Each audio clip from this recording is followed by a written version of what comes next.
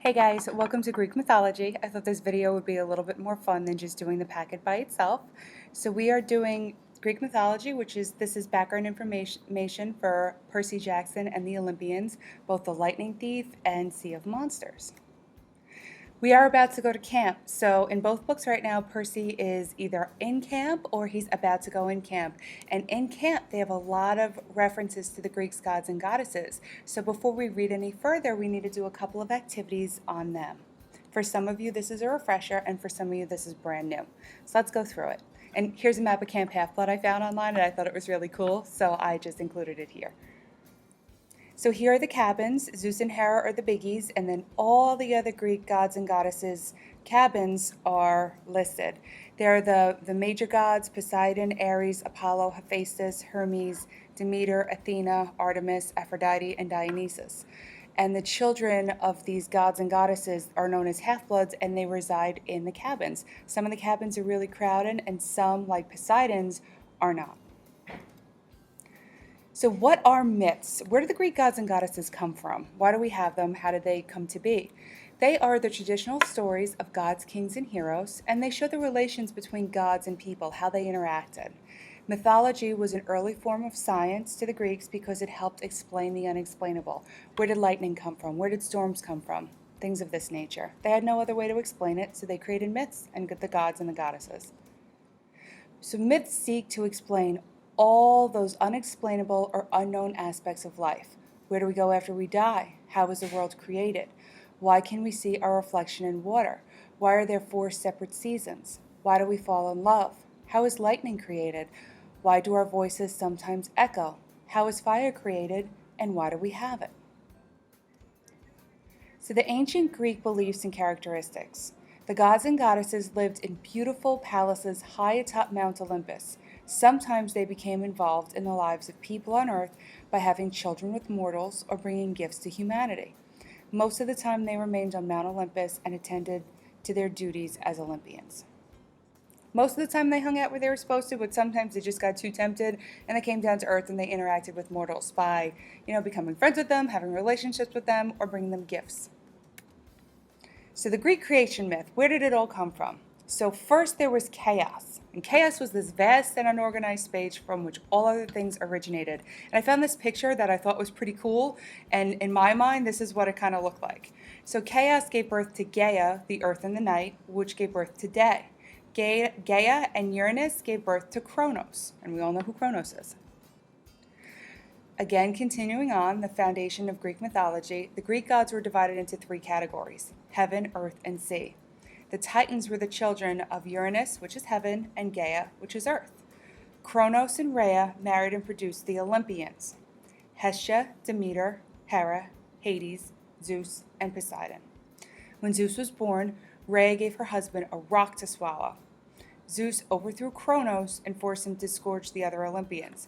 Remember Mr. Brenner was talking about this in The Lightning Thief. He said that Kronos ate all his kids, and he wanted to eat Zeus, but Zeus's mother tricked him into eating a rock. And then when Zeus got old enough, he's like, you know what, Dad? You're puking up my siblings. So he did. He gave him a mixture of mustard and wine, and then he threw up his children. There was a war. The gods battled the last Titan, and he was overthrown. So Kronos, the last bullet point is Kronos was overthrown by the Olympians and sent to Tartarus, which is the deepest pit in the underworld. So one story is, how did humans get fire? We have Prometheus, who was the wisest Titan of all. Prometheus is credited for bringing enlightenment to humans. Prometheus stole fire from the gods and gave it to humankind, bringing the power of warmth and light to the dark and miserable earth. Prometheus acted against the express wishes of the Olympian gods, who wanted to keep the power of fire, or enlightenment, for their exclusive use. For this, Zeus punished Prometheus. This is one example of a gift given to humankind from the gods. So here we have the Olympians, a group of 12 gods who ruled after the overthrow of the Titans: Zeus, Poseidon, and Hades. And they're in blue because they were our big 3 referenced in Lightning Thief. And when we'll learn a little bit more about them as the book goes on. For those of you who have read Lightning Thief, Zeus, Poseidon, and Hades were the big 3. They couldn't have children because when they had children, they had demigods. Their children kind of messed with humanity a little too much, and they caused World War II. Spoiler for those of you who haven't gotten to that part in Lightning Thief, and I apologize. After Hades, we have Hestia, Hera, Ares, Athena, Apollo, Aphrodite, Hermes, Artemis, and Hephaestus. Zeus. Zeus's Roman name was Jupiter. His realm, he is king of gods, god of thunder and lightning, ruler of weather, and giver of justice. His symbols include the eagle, oak tree, and lightning bolts. Zeus ruled over all with the lightning and thunderbolts. He married Hera, had many children with goddesses and mortals, some of whom were gods and goddesses. The spirit father of gods and men. So Zeus was pretty powerful. Now we have Hera. Hera's Roman name is Juno. Her realm, she's the goddess of marriage and married women. Her symbols are the peacock and the cow. She was married to Zeus, and she was very jealous of Zeus's multiple affairs. So because of this, she asked the 100-eyed giant to watch him. When Hermes put the giant to sleep, she turned him into a peacock, an animal with eyes on its tail feathers. We have Poseidon. We all know who Poseidon is, and I thought this was a really cool picture. Poseidon's Roman name is Neptune. His realm, he's the god of sea and earthquakes. His symbol is the trident, dolphins, and horses. He is Zeus's brother. He lived mainly in an underwater kingdom. He controlled earthquakes, hurricanes, rough seas, and tidal waves. And he gave the horse to mankind. So that's another example of the gods giving gifts to people. So that's Poseidon. Now we have Hades, whose Roman name is Pluto. His realm is the god of the underworld, and his symbol is Cerberus, which is the three-headed dog, the cypress tree, the bident, which is a two-pronged spear that he's actually holding in his hand right now, and he guarded the dead, all of the gems, minerals, and wealth of the underworld.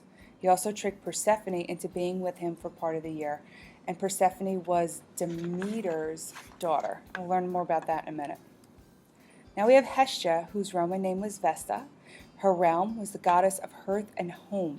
She was the protector of the sacred fire, which is why I found this picture. I thought it was pretty cool.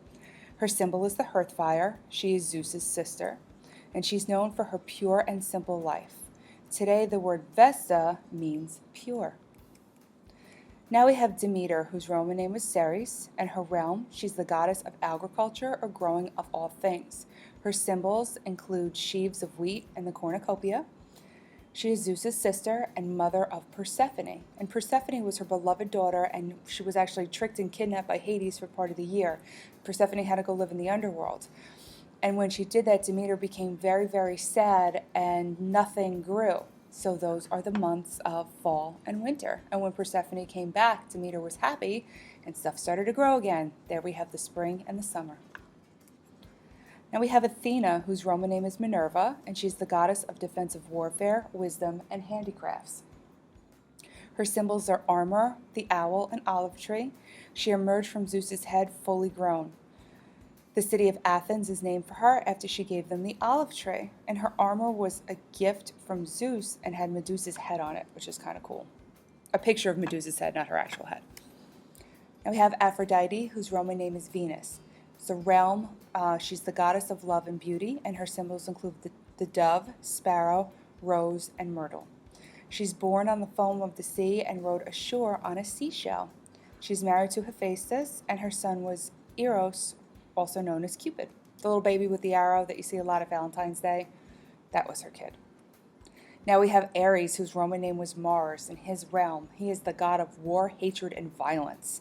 His symbols include the dog of war, vultures, spears, and shields. He is the son of Zeus and Hera, very unpopular because of his short temper.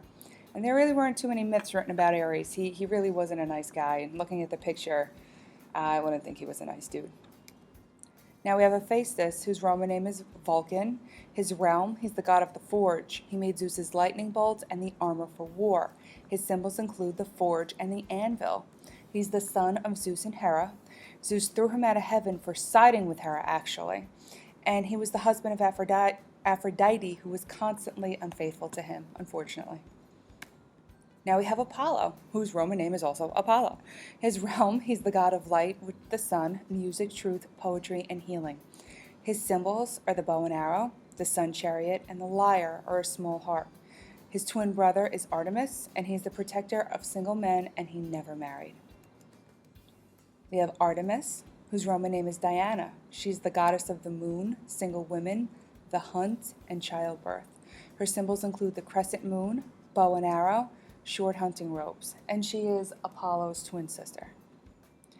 We have Hermes, whose Roman name is Mercury. His realm, he is the messenger of the gods, the god of trade, travel, and theft.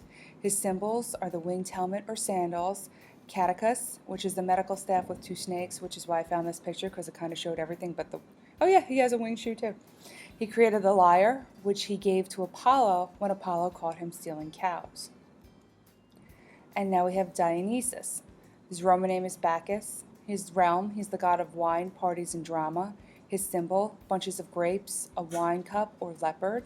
He brought pleasure and insanity from wine.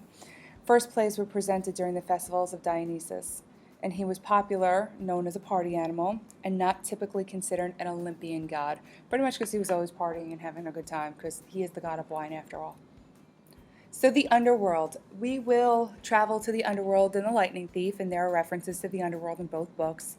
Karen rowed the boat, rowed people across the River Styx, and the River Styx is a river in the underworld that contains the souls of the damned. And once they fall into the river, or they're banished to the river, or they drink water from this river, they can never come out of it again. And the underworld also, another distinct feature is Cerberus, which is the three-headed dog who guards it. Pretty creepy. Now we have the Fates. We met the Fates in The Lightning Thief, but the book really didn't explain it very well. The Fates are the daughters of Zeus, and they're three blind sisters who determine people's lifespans. We have Clotho, who spun the thread of life, Atropos, who measured the thread, and Latius, who cut the thread with the scissors. And here they are, Clotho, Latius, and Artemis. Many gods had children with mortals, and these children are known as demigods. They are half mortal and half god. The end. Can you find mythology in our society today? It's kind of all around. You just have to know where to look and recognize the names and the symbols. Hope you enjoyed it, and good luck completing your packets.